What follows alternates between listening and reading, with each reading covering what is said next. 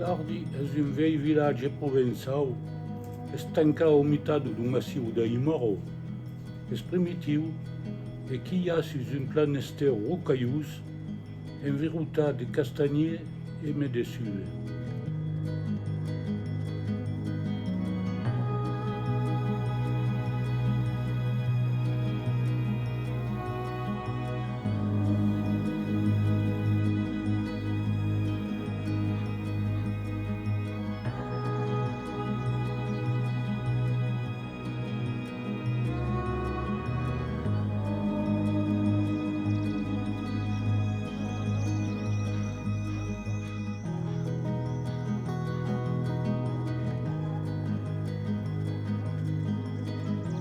La Garde-Freinet était un village qui vivait comme les autres villages des environs, de sa culture, de son agriculture, de sa forêt.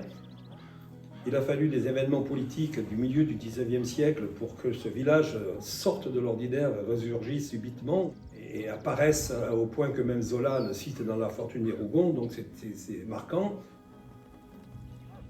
Notre village était avec une bonne économie locale, c'était l'industrie du bouchon. Il faut savoir que le bouchon, la culture du liège, nourrissait à peu près 3/4 de la population de la Garde-Freinet au XIXe siècle. La naissance de l'industrie du bouchon a créé une nouvelle société. C'est-à-dire, avant la culture du bouchon, il y avait les propriétaires forestiers notables et les paysans. Les paysans saluaient chapeau bas les notables. Et d'un seul coup, ces mêmes propriétaires forestiers sont aperçus que grâce à leurs arbres et à leurs forêts, ils pouvaient devenir des industriels. Ils se sont donc transformés en patrons et ont transformé les paysans en ouvriers. Et les rapports sociaux, à partir de ce moment-là, ont complètement changé. Ces patrons ont voulu gagner de l'argent sur le dos des ouvriers. Les ouvriers ont voulu défendre leurs droits. Et dès 1832-1835, les premières grèves et les premières manifestations ouvrières se créent à la Garde-Freinet. Et à partir de ce moment-là, cette société qui va se restructurer en 2 clans, la Garde-Freinet va être un des grands centres de révolte sociale marquante. La Garde-Freinet était le premier lieu où il y a le mouvement féministe qui s'est manifesté. On ne sait pas cette histoire. Les femmes du village qui travaillaient dans les bouchonneries, étant payées moins cher que les hommes, un jour elles ont rempli le cimetière de bouchons pour protester contre les inégalités des salaires. Donc la Garde-Freinet avait une histoire très, très riche.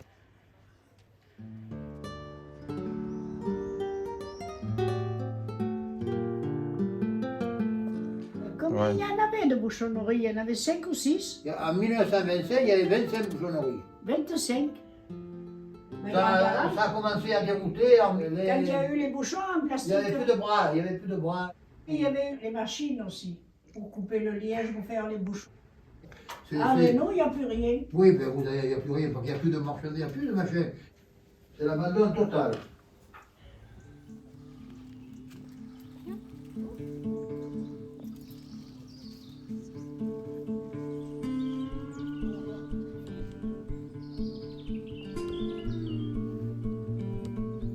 Ensuite, il y a eu la guerre en 1914. Beaucoup d'hommes du village sont morts, comme tant d'autres dans d'autres villages. Et évidemment, alors qu'au XVIIIe siècle, la Garde-Freinet comptait jusqu'à 3000 habitants, à la fin de la guerre de 1918, il n'y avait plus que 1000 habitants à la Garde-Freinet. Donc c'était un village qui ne vivait pas en autarcie, mais presque, disons qu'on vivait de polyculture, donc avec des moyens ancestraux. C'est une époque, bien sûr, on n'avait pas les mêmes impôts à payer. Je me souviens d'un monsieur très âgé à qui mon père donnait de l'argent, sans doute peut-être pour les châtaigniers ou quelque chose comme ça, et qui me disait, tu vois, il n'en rentre pas beaucoup, mais il n'en sort jamais. C'est-à-dire que les gens vivaient avec des moyens très limités. La période entre-deux-guerres, on retrouve la vocation forestière agricole du village. Et on perd la vocation industrielle du XIXe siècle. C'est très marquant. Et il y a une désertification qui se passe au niveau du village. Et c'est là que l'on peut dire que l'on va rentrer dans une période qui va être l'après-guerre, où là, le village va exploser. On se retrouve en 1944 avec un village vraiment sous-développé dans tous les domaines. aucune modernité installée. Il faut savoir qu'une maison sur 5 ou peut-être même sur 10 avait l'eau courante. Il fallait aller chercher l'eau à la fontaine. On n'avait pas de WC dans les maisons. On a commencé à avoir des douches publiques. Et là, c'était formidable parce que jusque-là, les conditions d'hygiène n'étaient pas terribles. Et puis, un miracle se fait. Arrive, par le plus pur des hasards, un monsieur, on peut dire un monsieur avec un grand M, qui s'appelait Alfred Max. Alors, il arrivait de Saint-Tropez, il montait sur Paris, il passe bien sûr par la gare de Fresnay, et paf, sa voiture tombe en panne. Alors, il y avait un seul garagiste, monsieur Bosque, qui était là, et qui prend sa voiture en charge, et pendant ce temps-là, il va se promener, et il monte dans la colline, comme ça, il suit un sentier, et il va tomber amoureux de ce village, il va l'adopter. C'est un journaliste très connu, disons d'un grand niveau. Et cet homme avait des relations avec les grands du monde entier, aussi bien Nasser, Eisenhower, Chiang Kai-shek, etc.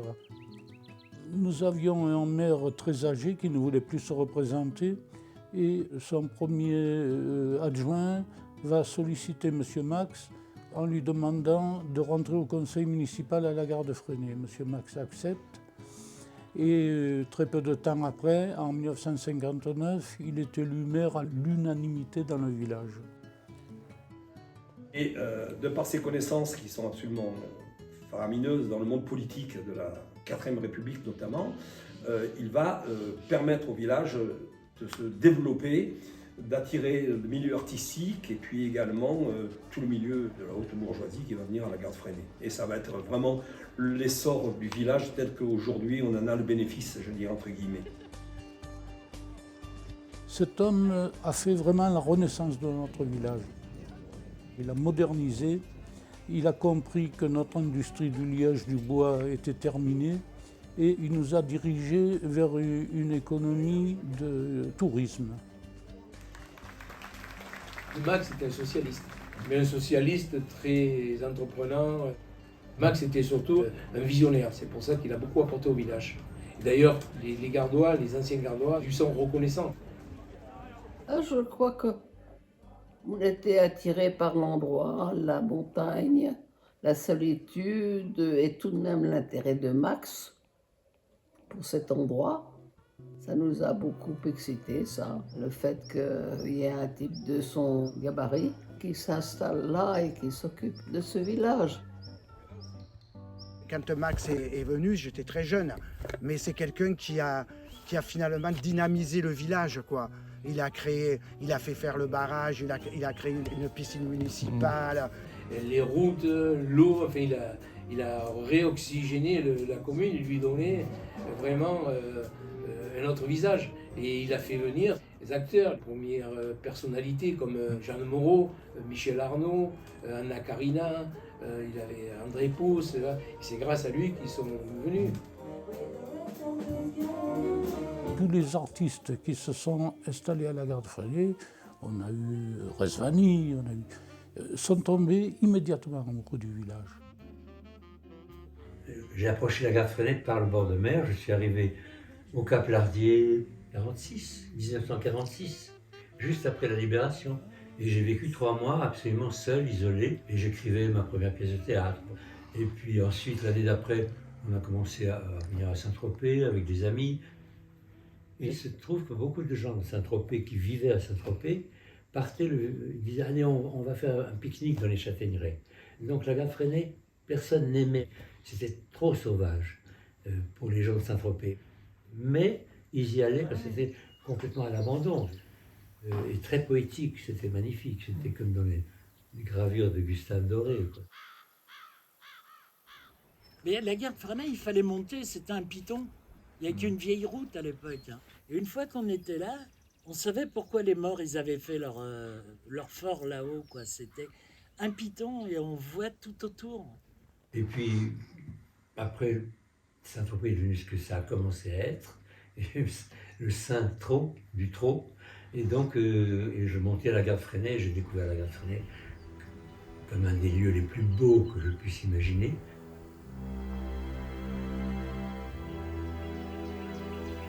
Donc j'ai commencé à vivre là, donc à partir des années 50, 52 ou 3.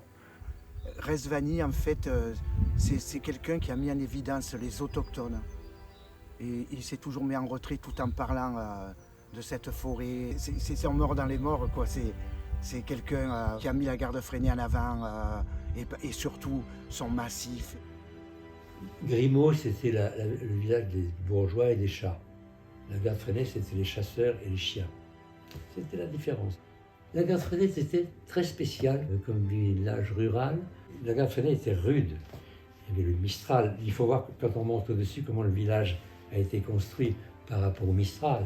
Et il y avait un esprit spécial aussi chez les gens, qui étaient très rudes, mais très amicaux, assez proches des Corses, où j'ai été vivre après. Les morts sur la Corse continentale, on va dire. C'est un morceau de la Corse, quoi, où la Corse est un morceau des morts. Et oui, mais ça, c'est l'avantage des morts. Trouver un massif avec une diversité de paysages comme ça, je veux dire, c'est rare. Avec cette vue sur la mer, vous avez l'impression d'être dans l'Ardèche et les Cévennes, mais vous ne pouvez pas voir la mer de l'Ardèche ou des Cévennes. Ici, vous avez la mer à 8 km à vol d'oiseau, quoi. Mais on est plus proche de la Corse que de la Provence. En fait, ceux qui s'arrêtent à la garde freinée, c'est qu'ils aiment la garde freinée. Et ceux qui n'aiment pas trop la garde freinée ne s'arrêtent pas. Alors, ça fait que nous vivons dans un monde cohérent. Je pense à tous ces gens qui viennent se mettre au vert, c'est le cas de dire, tout en gardant un contact avec une forme de nature, de réalité de la nature, et qui sont protégés par ce havre de paix qu'est le village. J'avais ici une amie qui connaissait Richard R, le sculpteur, et qui m'a donné rendez-vous ici par hasard.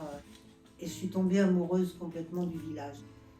C'est le lieu, c'est les morts qui m'ont donné vraiment envie de rester en fait. Je suis galeriste à la garde Freinet depuis 2000 et auparavant à Paris.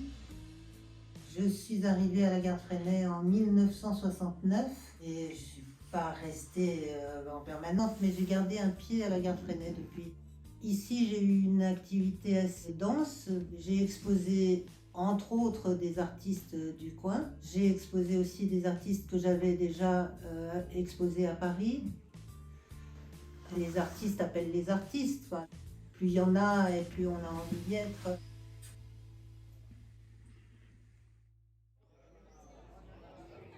Colette, lorsqu'elle est arrivée à Saint-Tropez, elle a dit « À Saint-Tropez, il y a quelque chose qui vous attire et qui vous y fait rester ». Si Colette, au lieu d'être allée à Saint-Tropez, serait arrivée à la garde Freinet, elle aurait dit la même chose.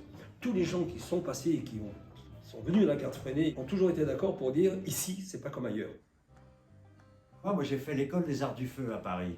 Parce que mon père ne voulait pas que je fasse les beaux-arts, parce qu'il trouvait que peindre, ce n'était pas un métier.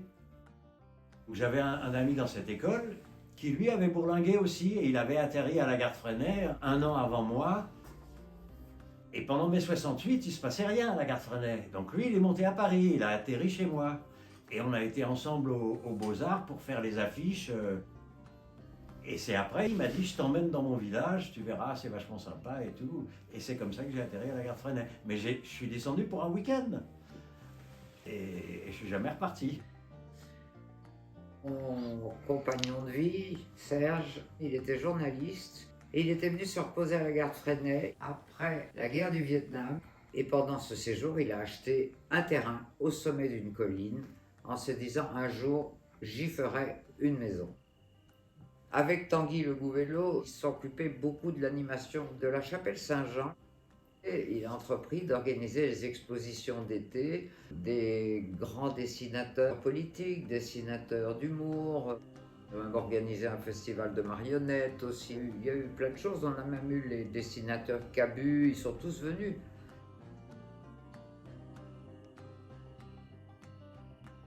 Voilà, ça a été quelque chose d'une grande réussite, tout à fait.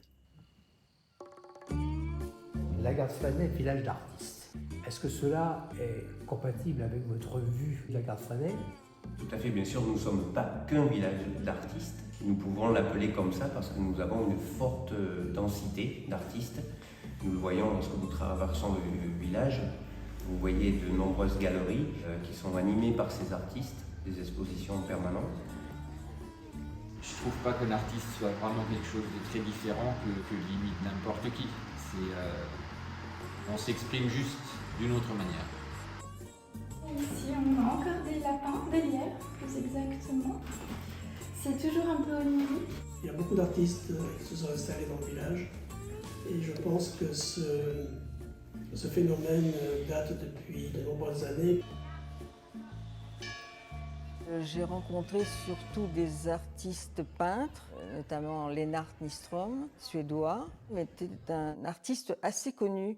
Il avait exposé aux États-Unis, en Suède, il avait exposé aussi en Suisse, et qui habitait à la Garde Freinet depuis une vingtaine d'années.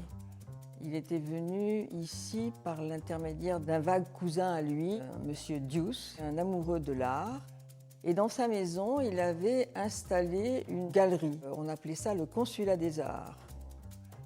Par la suite, l'association des artistes de la Garde Freinet, la Saga, a pris la relève et est toujours très active aujourd'hui. Enfin, moi, j'ai mis un premier pied dans la Saga il y a 2 ans. C'est l'association d'artistes de la Garde Freinet, dont Cathy est la présidente la plus récente. Moi, je l'ai été précédemment. Il y a une centaine de membres, dont 43-45 artistes. Vous avez aussi à la chapelle Saint-Jean, qui est un bâtiment communal qui est mis à disposition des artistes, la possibilité d'exposer. Vous le faites du printemps jusqu'à l'automne. Alors nous accueillons aujourd'hui Marie-Claude. Donc la priorité, c'est déjà de conserver et d'avoir le même volume et de possibilité de s'exprimer.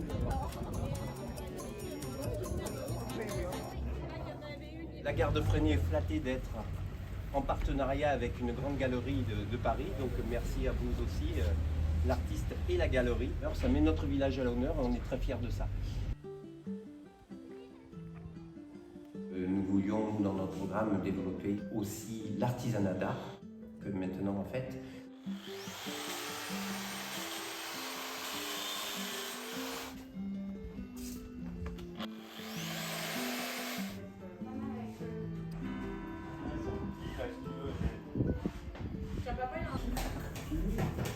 Après pas mal de réflexion et de travail, voilà, l'atelier est né. J'ai décidé de l'appeler l'Écrin. L'idée, c'est que ce soit un atelier où tous les membres de la famille puissent s'exprimer, créer, et puis créer aussi une certaine ambiance qui correspond à ce qu'on pense, nous, de ce que peut être l'art en général. Voilà.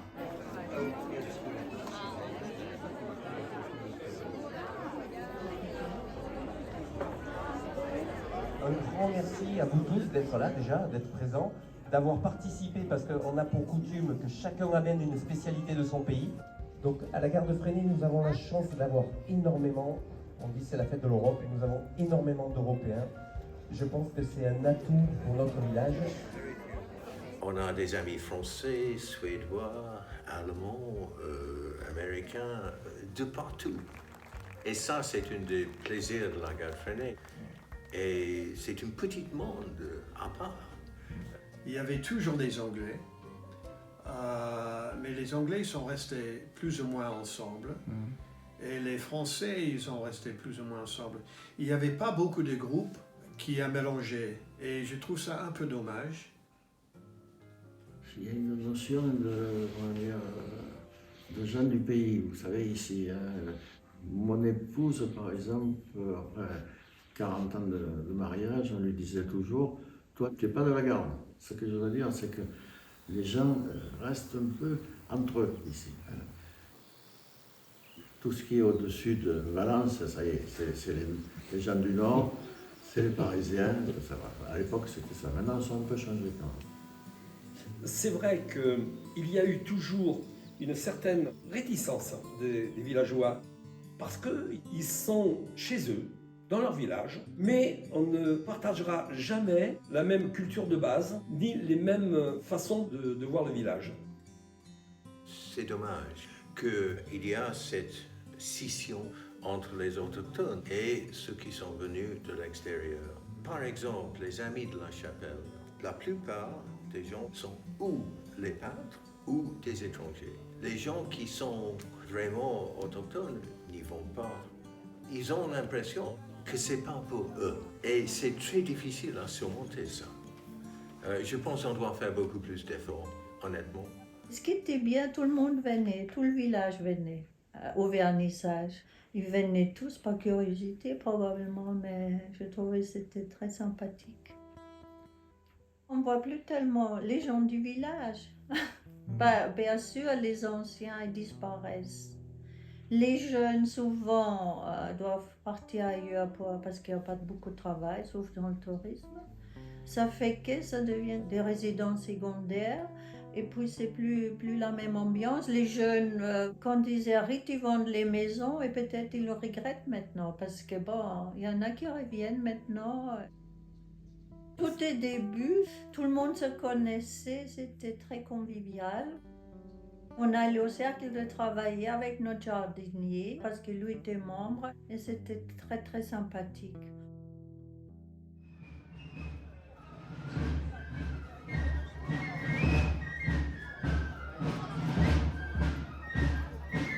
En ouvrant une librairie, j'avais envie de pouvoir proposer une diversité parce que la population aussi est très diversifiée, c'est normal. On a démarré la librairie en mettant l'accent énormément sur la poésie. Parce que pour nous, la poésie est essentielle à la vie, à tout. Je pense que c'est essentiel dans un village, oui, l'activité culturelle. On ne peut pas faire un village sans activité. Enfin, la vie dans un village, pour moi, a besoin d'une vie culturelle aussi.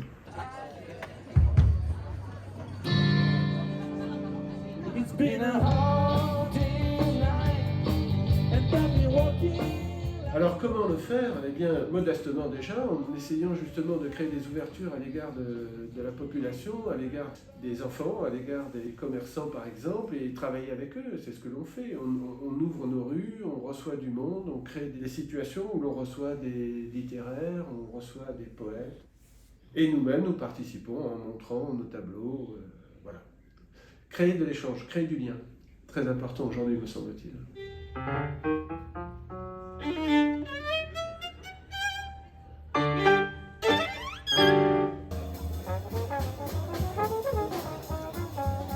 And yeah, I mean, everyone's heard of the Garfinet. I mean, I used to go up to the Garfinet and go see the jazz at the Lézard, which was like a restaurant spectacle. They had a very good jazz up there, and we used to go from Saint-Tropez. We would drive up to the Garfinet and go to the village for that.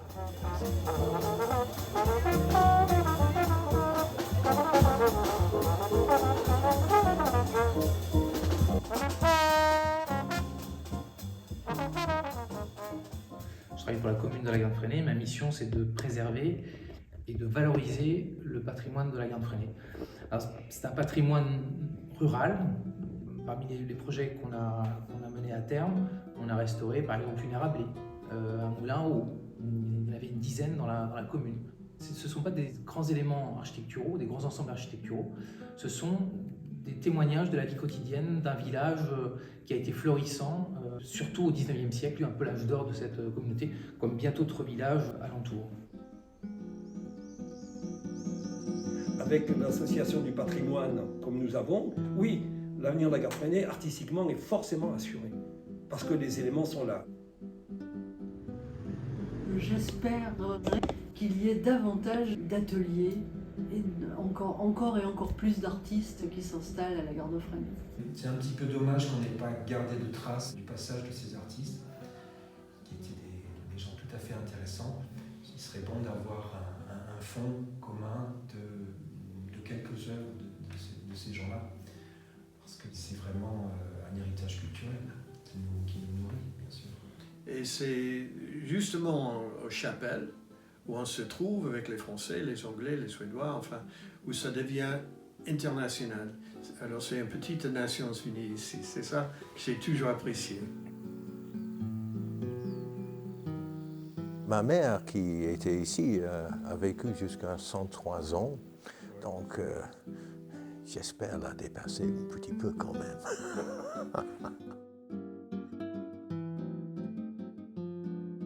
La Garde-Freinet, pour moi, ça a été une source de vie, une source de... Sans la Garde-Freinet, j'aurais pas été ce que je suis. J'aurais jamais écrit, peut-être. Même pas même mes chansons. Je dois tout à la Garde-Freinet.